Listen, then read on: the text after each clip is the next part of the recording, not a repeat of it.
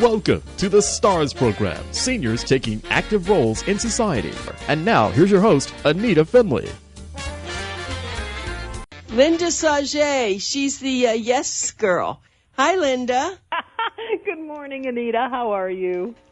Well, let me tell you that I every time you send in a column, I say to myself, how does she think of those things? Do you stay up nights?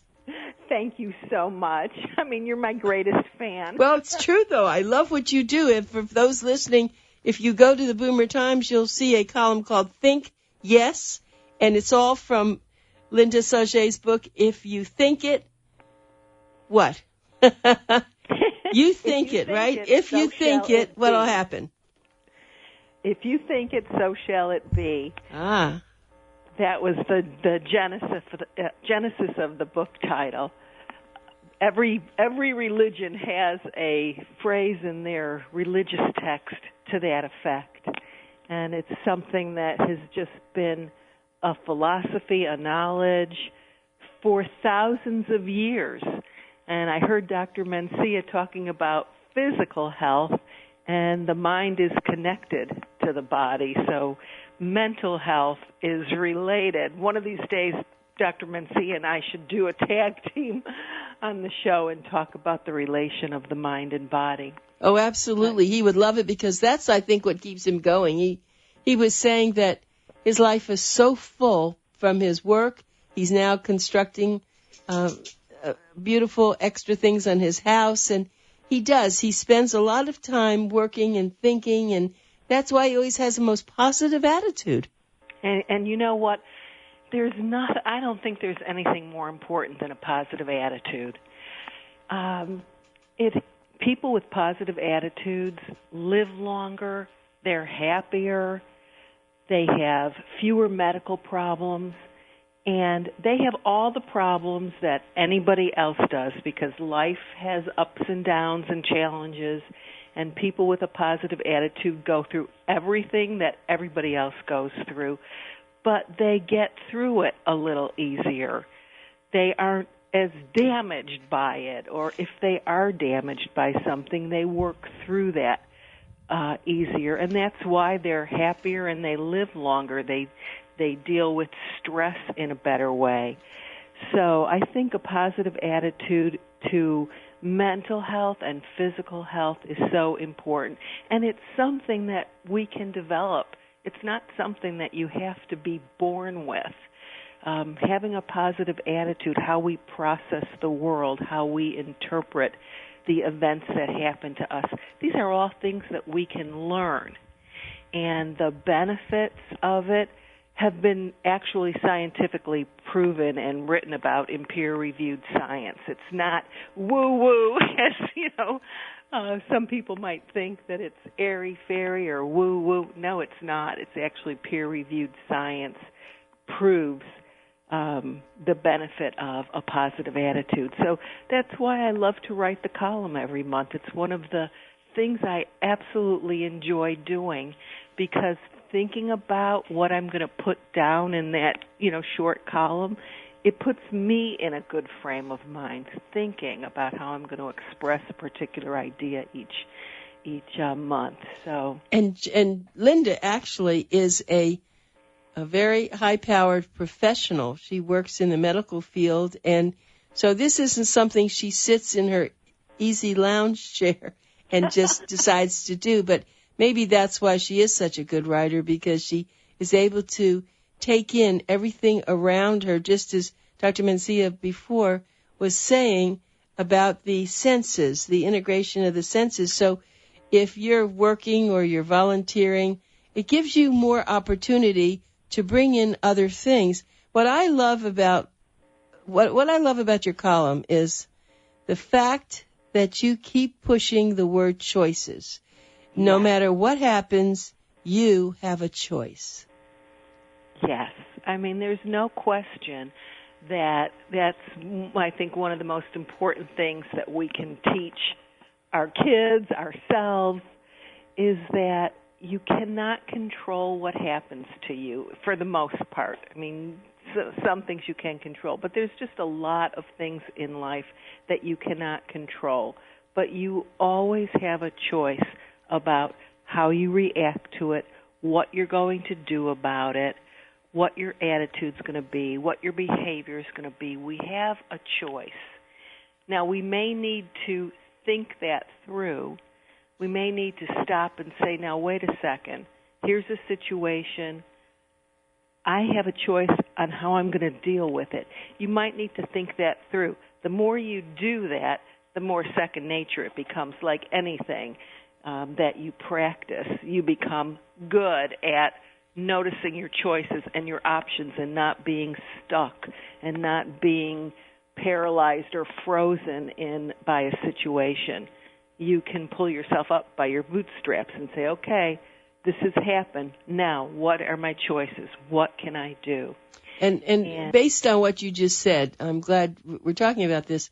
When people talk to me and they say, well, I'm thinking about this or what am I going to do about that, I say, get yourself out your yellow pad and get yourself a pencil or pen and put the positives, put the negatives, and put the options and write it all out. Those are your choices, and you have to choose from those choices.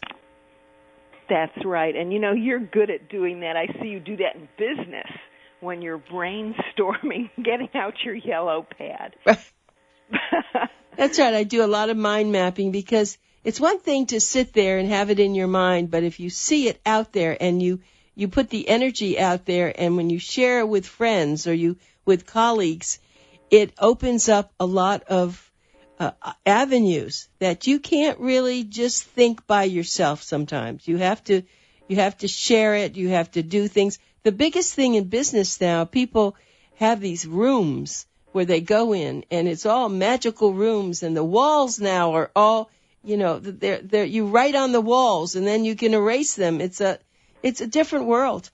Yeah, definitely. And you know what happens when you write things down like that, when you write your list on your legal pad or on the board, you're more likely to take an action. If you stay completely in your head, you may take an action, but when you write it down, it becomes more concrete. And then you can make a decision. This is what I'm going to do. This is what I'm going to try. And, of course, action that is important to make your choice, take your choice, take the action, do something about whatever the situation is. And one thing that you do so well, and I don't know if you have books or how you get them, you quote so many people. Do you have books of quotes? Well, that's the English major in me, master's degree in English. Ah, right. But I do have books of quotes. I do look on the Internet. If I'm writing a column about action, for example, I may look on the Internet for applicable quotes. Actually, that's a lot of how I pick my topics each month, is I will read something, a quote, or I'll hear something that someone says, and if it inspires me, if it makes me think, then I say to myself, I got to write a column about that. So quotations, and you know, my book is a compilation of quotations about our thoughts, how we think, our mind, the power that we have in our minds, untapped a lot of times, but how we think is how our life is created. And so quotations have always been significant to me because just in one sentence, you know, we're talking and going on, but in one sentence you could summarize the essence of what we're talking about. And that's so powerful to me. I guess as an English major and as a writer, to see how a single sentence can convey an entire philosophy in a profound way. So I love quotations. And one thing that I know is true, because you started the show with the mind-body idea. If you get up in the morning, you know, and you don't feel well, you have to work on that. You can't just go back to bed unless there's something seriously wrong with you. You have to either walk outside, look at the sky. People don't look up enough, in my opinion. They always looking down, but they should look up into the sky with the beautiful clouds, or at night with the stars. there's so much out there to make you feel better.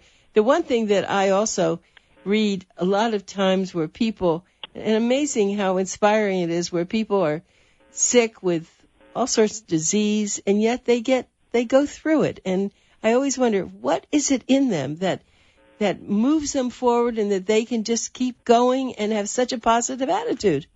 You know, it always amazes me too. The human spirit, the will to live, is so strong.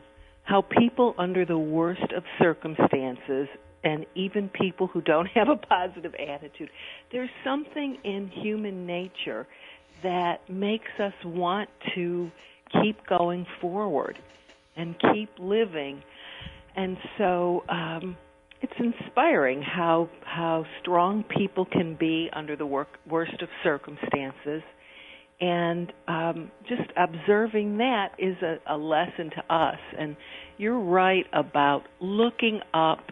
And, I mean, no matter what is happening, if you woke up and you have a roof over your head and something to eat, I mean, sometimes you have to go to the most basic things to be grateful for.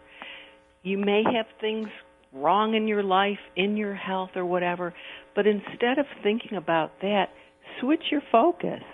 What's good? What's right?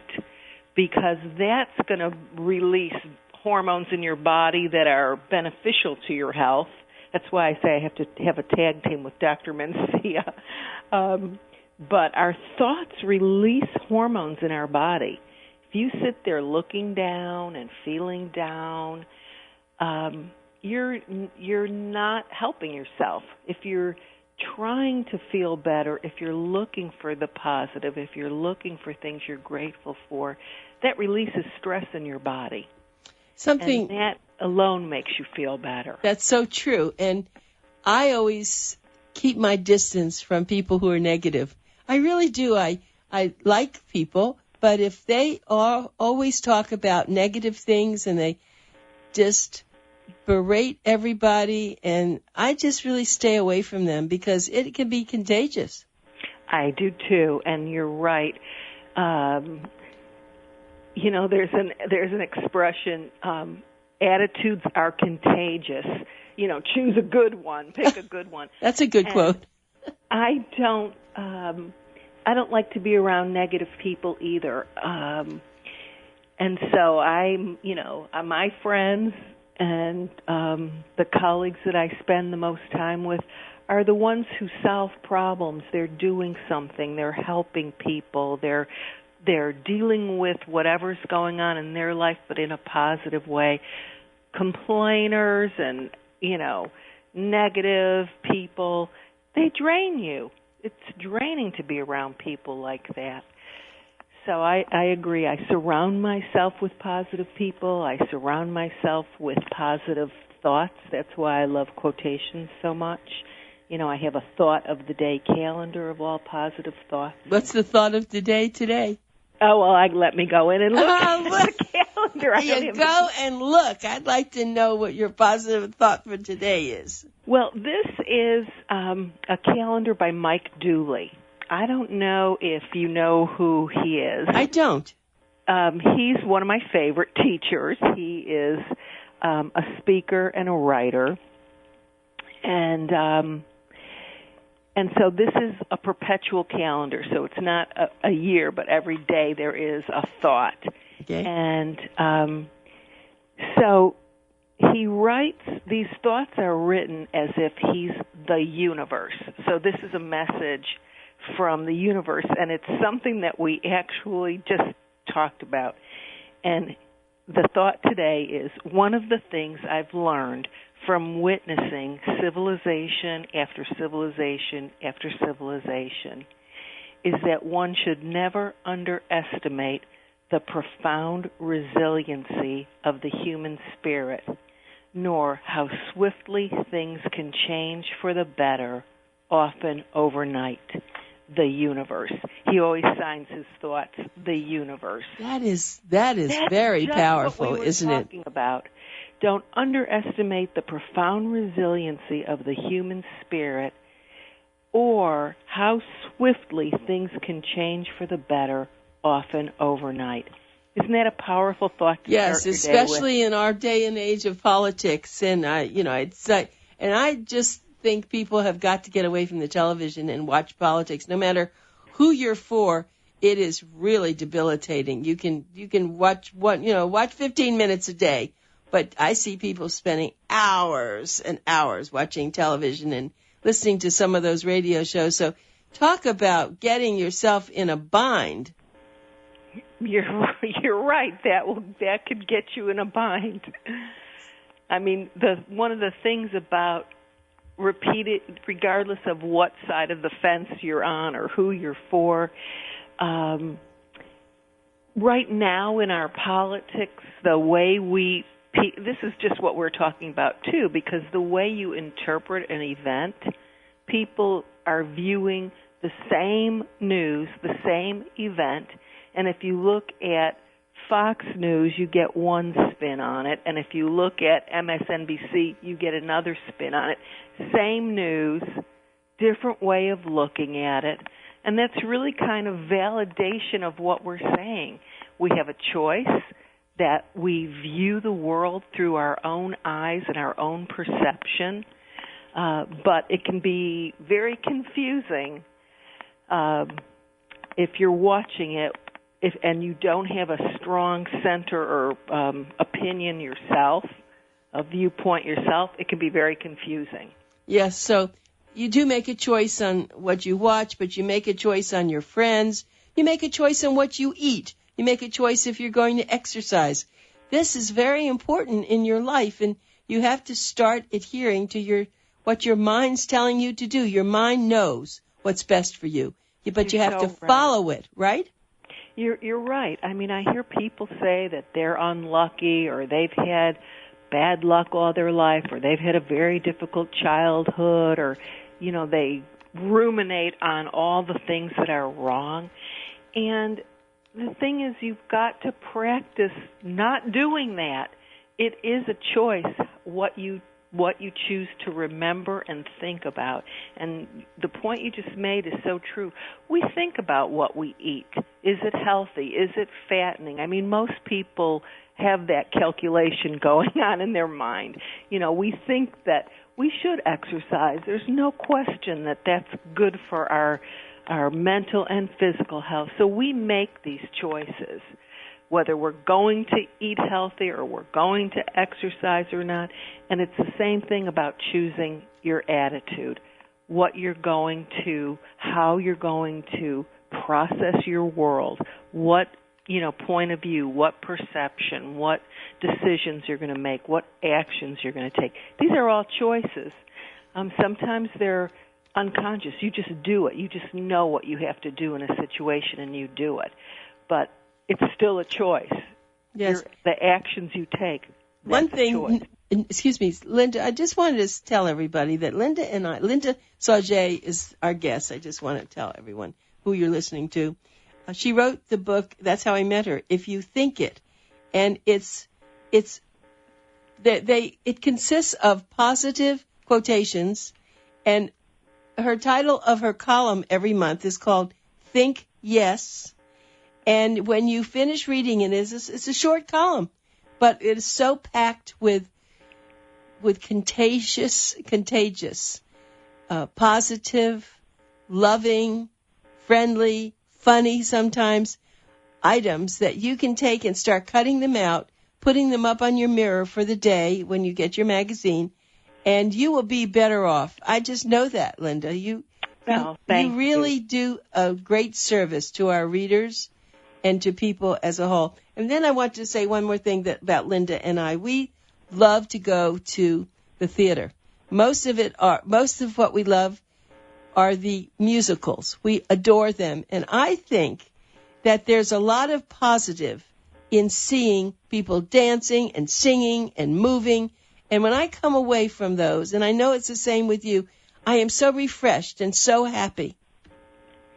That's exactly. And I mean, there's a physiological reason for that because you're releasing dopamine in your body and hormones that feel good. It's the same thing watching a movie, a happy movie or a movie with a, positive message. You feel good. Even commercials that play on our emotions. Those feelings that we have are because we have released a chemical in our body that makes us feel that way, and the opposite is true too. When you see something sad, when you see a sad movie, that emotion is triggered by a chemical reaction in your body, negative hormones, stressful hormones. And so that's why I love the musicals too, because I feel great. It's uplifting. And I love to surround myself with positive things, with things that make me feel good. There's enough on TV, right? We just talked about that, the news to upset you. So I like to put myself in a place where I feel good. I want to tell you something else talking about television, though. They've now, as everyone knows, they've released President Kennedy's, I guess all the hearings and everything that occurred all after he was assassinated. And it has put a pallor on me. I was so sad when that happened, and I don't need to see all those things anymore. I don't know if people are just worried about a conspiracy. What good is it? I mean, I feel so sad about that because we've all been tormented with what happened to him. And so why are they doing that? I know. I don't know why they're doing it, why they've released it, because I always thought things needed to be 50 years or 75 years to make sure everybody is dead that's involved. But I think it's 54 years or something. Something like that, yeah. But it is, see, those are the kinds of things that people they can see a few minutes of something and turn it off and go to some of the great things that NPR, there's public television. There are wonderful things that you should really fill your mind with. I think it's overkill on all this. Yeah, I agree with you. I really do. It has an absolute impact on our well-being. If you can watch the news, most people can't, but if you can just watch the news and it's just, the same as hearing that it's going to rain today and it has no impact on you, that's one thing. Most people are impacted by it. And so like you, I want to know what's going on, so I read the paper or I listen to the news. I want to stay informed, but I don't want to dwell on the negative things. I need to know about it, and then that's enough. I don't need to listen to it for hours. Well, I think that Linda and I have become very good friends because we do believe the way our philosophy is so similar. And getting back to choices, every single day, in many ways, you are given the opportunity to make a choice. Now, that brings up another point, that as long as you're able to make choices, you should make them. There may come a time where you need some help for some people to make those choices for you. And don't be afraid of that. You need to involve your family, maybe very close friends, that if you just can't figure out what to do, get someone to help you think through it. It's true. We always have to consider that there are times when we might get confused, when physically something is going on, and we don't have the same clear-minded ability. And you're right. That's when you need to involve your family and have someone help you with that. But for the most part, when people are, not incapacitated in that way, then it's important to recognize we have a choice.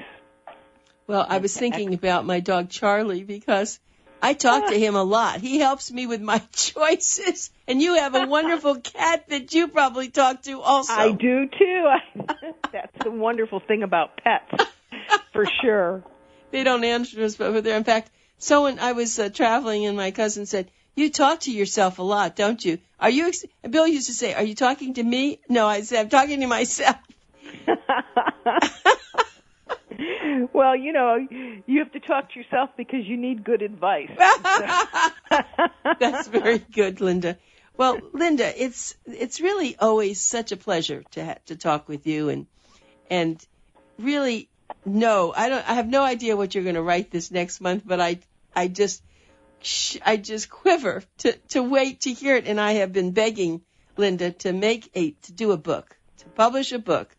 I'm going to. Yeah, how long have you been writing for us now? Well, since October of 2012. Can you imagine? So that's about 5 years. Right, so of these priceless columns.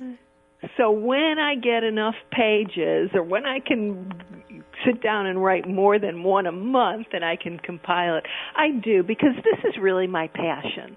My passion is to spread the word and to teach people and help people realize that they do have choices, that life is precious and beautiful, and, not to be stopped or slowed down when you're having a bad day or you're having a bad situation. We don't want to go into it. We've talked about it before. But I've been surrounded in my family with people who have had major health issues, even ultimately ending up in death.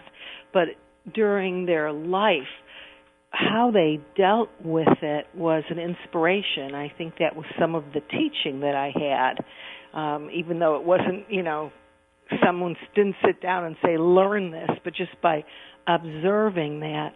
So that's my passion, is to teach other people, because I see so many people who they may have that ability when things are going well, but as soon as something bad happens or something difficult or a challenge comes up, then they get stuck in a rut or stuck in a bad situation, thinking over and over negative thoughts. So well, with that, we're going to have to say goodbye, Linda, and don't get in a rut. Just be positive and make good choices. Linda, thank you very much. Really enjoyed it this morning. Thank you, Anita. Bye.